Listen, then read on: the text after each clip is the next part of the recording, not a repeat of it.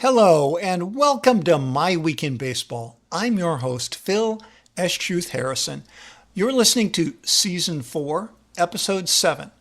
All episodes are available in both video and podcast format at myweekinbaseball.com or subscribe on youtube.com/@myweekinbaseball. And be sure to click the like button. And thank you to Rose Petal Studios for the awesome logo and artwork created for this show. Learn more at rosepetalstudios.com. Also, many thanks to Ari S-Truth in Nashville for our most excellent intro music. Well, today we've got a lot to talk about. Nick Kurtz of the Sacramento A's and an amazing play. Cal Raleigh's success with two different bats. Who will lead the Red Sox in walks? The answer may surprise you. The All-Star Game tiebreaker. And have you ever tried running while watching a baseball game? You've got to listen to this. Of course, we'll also have a timely Blimerick, our baseball limerick, along the way. So let's get right to it. Today's trivia question. And although he did not word this as a question, I do give credit for today's trivia to Chris McCoskey of the Detroit News. Quote, the Tigers are now 15-5 when Tarik Skubal starts, and he lowered his earned run average to just 219. In 20 starts, he's amassed 164 strikeouts and 16 walks. Since 1901, only two pitchers have amassed those numbers in 20 games, end quote. So Tarik Skubal is one of them, and what we're looking for is the other pitcher since 1901 in 20 starts who has got at least 160 strikeouts and less than 20 walks. There is only one other player, and that player is currently active. We'll have the answer for you a little later in the broadcast. Next up, Nick Kurtz, the Sacramento A's 22-year-old rookie first baseman, made a play for the highlight reels. On Sunday, July 20, in the fourth inning with nobody out, the A's were playing the Guardians in Cleveland. There were runners on first and third. The Cleveland batter, catcher Austin Riley, thought he would be clever and lay down a bunt, and he puts down a beauty. It looks like an excellent bunt that is likely a base hit and most certainly is going to score the runner from third. The bunt rolls about halfway to first base and is shaded just a tad toward the mound. Nick Kurtz comes charging from first and grabs it barehanded. He's leaning, and as he's falling forward, Kurtz shuffles the ball barehanded toward the A's catcher, Shea Langeliers, who puts the tag on the Cleveland runner, and he's out. Now, normally Kurtz is considered a below-average defender, at least according to Baseball Savant, which shows him at -4 outs above average, which places him in the bottom 10% of Major League first basemen. That means 90% of the first basemen in Major League Baseball are considered better defenders than Kurtz. Even, for Tigers fans, even Spencer Torkelson is better. Anyway, offensively, Nick Kurtz has been terrific, and we're going to look at that in just a minute. But if you have a chance to go and look at that play from July 20, Kurtz made a terrific play, and the out at the plate is certainly surprising, almost as surprising as the bunt is to begin with. It's really well done. So kudos to Nick Kurtz, but let's take a look at that amazing stat line he is doing offensively right now. So this is his rookie year. He's already worth 2 WAR, which is a decent enough WAR for a whole season for a starter. It's not bad, but let's take a look at some of those other numbers, some of the more maybe traditional numbers. So in 248 plate appearances, he has 18 homers already, 13 doubles. He's batting .275 with a .348 on base percentage. That is not bad at all. And he's slugging .601. So his OPS plus is 158, 58% better than league average. So he is like hitting the stuffing out of the ball. and he is their primary first baseman. So he is off to a great start offensively. I hope he does it. I hope he continues to improve on the defensive side of the ball as well. And I urge you to take a look at that play because he really puts us all into it and focuses on the ball, eyes on the ball the whole time. A tremendous, tremendous defensive play. So in honor of that, next up is our Blimerick, our baseball limerick that we have every episode. And this time it's a tribute to Nick Kurtz. So here we go. The batter decided to bunt. Nick Kurtz, the ball he does hunt. As he barehands the ball, the catcher watches him fall, and the runner is out. It's no stunt.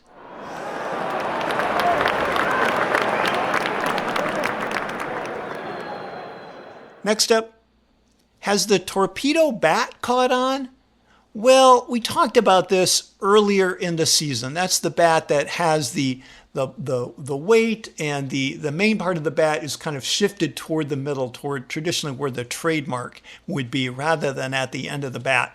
And although a few players are using that, what some people would call a newer style, although it's actually been around for like 20 years, most people who have tried it have actually switched back. From what I've read, some players said it just didn't feel right to hold it or to swing it. It didn't feel right in their hands. Maybe because you grow up with the, well, I'll call this traditional style of bat, and you're used to it. Anyway, a few players are using it, but there's one truly legitimate home run hitter who does like the Torpedo-shaped bat, and that is Cal Raleigh of the Seattle Mariners, the catcher who won the home run derby during All-Star Week. Now, he's very interesting because he's a switch hitter. There really aren't very many of those, especially good power-hitting switch hitters. And he actually uses two different models of bats, depending on whether he's batting as a lefty or a righty. So per Major League Baseball's Daniel Kramer, I get this information, as a left-handed batter, Raleigh has a slightly longer bat, what's called a balanced bat, where the weight is distributed more evenly across the barrel. So that is your torpedo-style bat. But when he's batting right-handed, he uses what would be probably considered a more traditional barrel. It's a little shorter, and it's a top-heavy model, so it's the weight is up toward the end of the barrel, toward the end of the bat. Coming into the All-Star break, Cal had 38 home runs at the All-Star break, and that is an American League record and is just one off the pace set by Barry Bonds back in 2001. And according to CBS, those 38 homers, of those, 22 have been hit as a left-handed batter and 16 as a righty. That makes sense, of course, because more pitchers are right-handed, so he's probably batting lefty, facing the right-handed pitcher more often. Anyway, pretty interesting. So Cal Raleigh using two different bats, one of them torpedo style, and mashing the stuffing out of the balls this season. Also a great defender, as we've talked about in the past. Next up, will a former team member lead the Boston Red Sox in home runs this season? Well, you know, it's possible, and this information was brought to my attention by an article in ESPN Fantasy Baseball by one of my favorites, Eric Karabell, who incidentally had a podcast that was my absolute favorite, along with his partner Tristan Cockruff just a few years ago. I loved that show. It actually kind of inspired me to start this show. Anyhow, in this article, I learned some interesting information. If you're a Red Sox fan or a Giants fan, you might find this interesting as well. What former Red Sox are we talking about? Well, Rafael Devers. So while he was on the Red Sox, he had 56 walks previously, prior to being traded to the Giants. That's 56 walks in less than 100 games. Jarren Duran currently leads all Red Sox players with 34 walks in exactly 100 games played, at least as of today, as of July 21, 2025. And by my math, if I take Duran's numbers, his 34 walks, and extrapolate that for a full season, that looks to me like he's headed for about 55 walks For the year, if he does that, he'd be one short of what Devers did. So it's actually possible that a former Red Sox could lead all Red Sox in walks this season. Next up, something to honk about.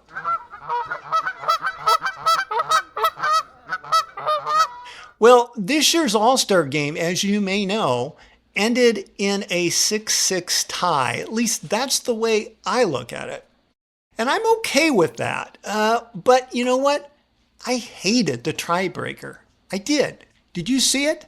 3 players from each squad were pre-selected to participate in a mini home run derby to decide the winner of the game. They got to 9 innings. At the end, it's tied 6-6. We're going to have a mini home run derby. But you didn't have Ohtani in it. You didn't have Aaron Judge in it. It wasn't the star-powered thing that you might think it would be.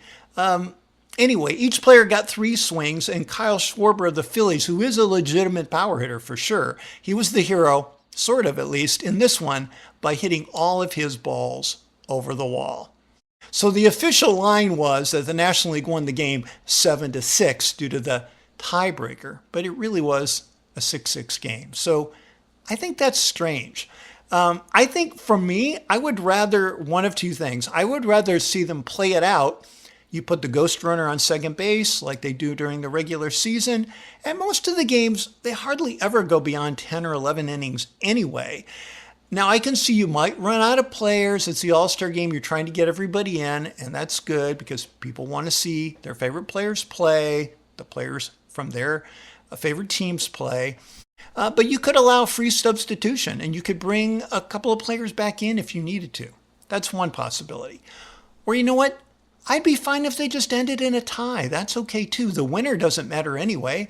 It's just to have fun watching great players all come together. Although maybe that's an argument for the home run breaker after all. Anyway, I guess I would like it better if it had a defensive element to it. So let's say you had star outfielders who stood by the wall and ran up and tried to catch the ball and rob the home run. Somehow that would add a little bit of interest to me. Something that had like both offense and defense, and it wasn't just guys trying to hit the ball out of the park. I think, the home run derby itself that takes place the day before, it's okay. It's kind of fun. This year it was fun because Cal Raleigh won. His father pitched to him and his brother caught. And that's a pretty great story. That's kind of fun, but then to me it takes away from it then the next day if you kind of have another mini home run contest. I don't know. You can reply in the comments on YouTube. Let me know what you think, but not my favorite. Next up, baseball and running. So recently there were 2 events that involved running and baseball. And I don't mean running around the bases. I mean running, like distance running, or at least short distance running.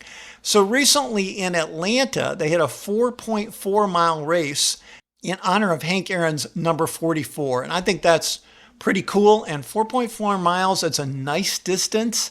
If you're a really serious runner, it's probably easy. If you're more running for fun runner like I am, that's a pretty nice distance to go. I like it, and I think it's a great idea, and I hope they keep doing things like that. Also, not long ago, earlier this season, there was a marathon run during a ball game. So according to Matt Monahan of MLB.com, 47-year-old Sergio Masubuchi, who works for the AAA St. Paul Saints, and that is an affiliate of the Minnesota Twins, Masubuchi earlier this summer ran a full-length marathon during a game at the minor league park. That's 26.2 miles. So if you're wondering, that is 84 laps around the concourse. It's just shy of a third of a mile per lap. And although it took him more than 4.5 hours, I think 4 hours and 40 minutes to finish the marathon, he did manage to throw out the first pitch while he was running by. That I would like to see. And he paused momentarily for the national anthem. And finally, the answer to today's trivia question. So I'm going to repeat the question for you, and see what your guess might be. Since 1901, only 2 pitchers have reached at least 160 strikeouts with fewer than 20 walks in 20 games started. Tarik Skubal is one. Who is the other? I gave you a hint. It's an active player. This is an active player on the Dodgers who recently recorded his 3,000th strikeout. And that player is Clayton Kershaw. So back in 2016, Kershaw had 21 starts and 172 strikeouts, so more than Skubal, and just 11 walks in 149 innings. His earned run average was just 1.69. So Skubal's got his ERA in the low twos, 1.69. I mean, wow. That's nearly 10 and a half strikeouts per 9 that he had, and about 0.7 of a walk per 9 innings. So Clayton Kershaw had an absolutely terrific year in 2016. So he'll also be today's blast from the past.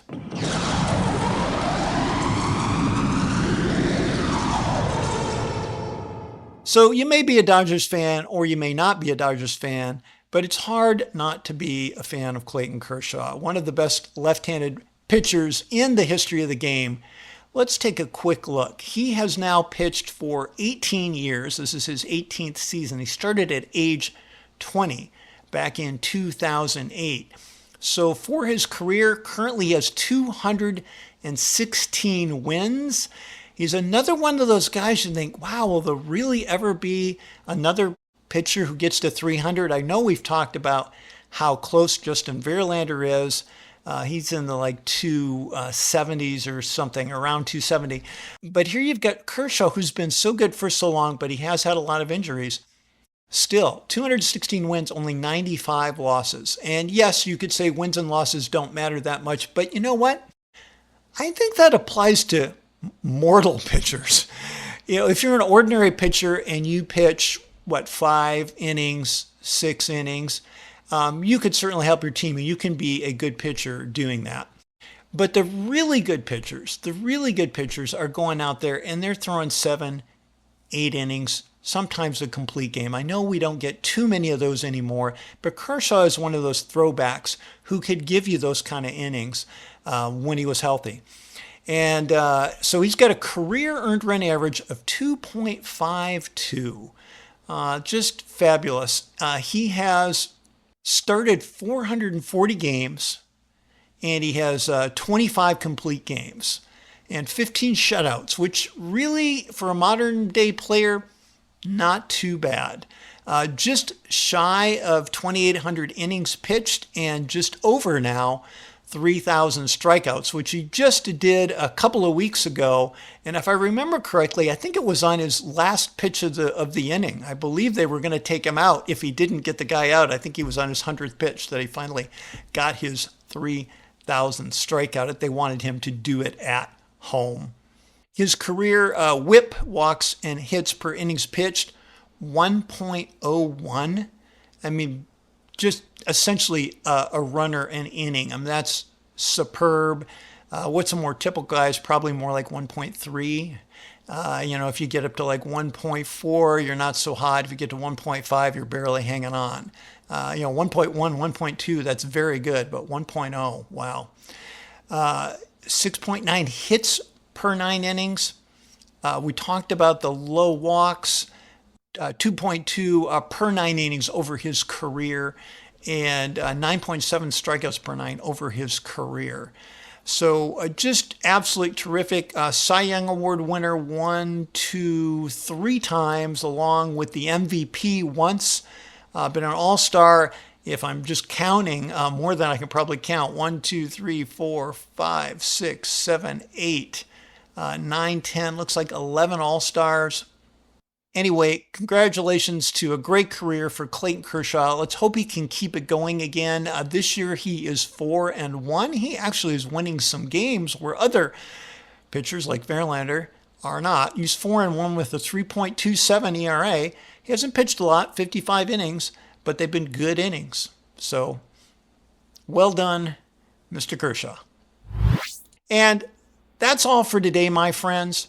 Join us next time because honestly, what can be better than talking baseball? As always, I'm your host, Phil S. Truth Harrison. We'll see you next time on My Week in Baseball.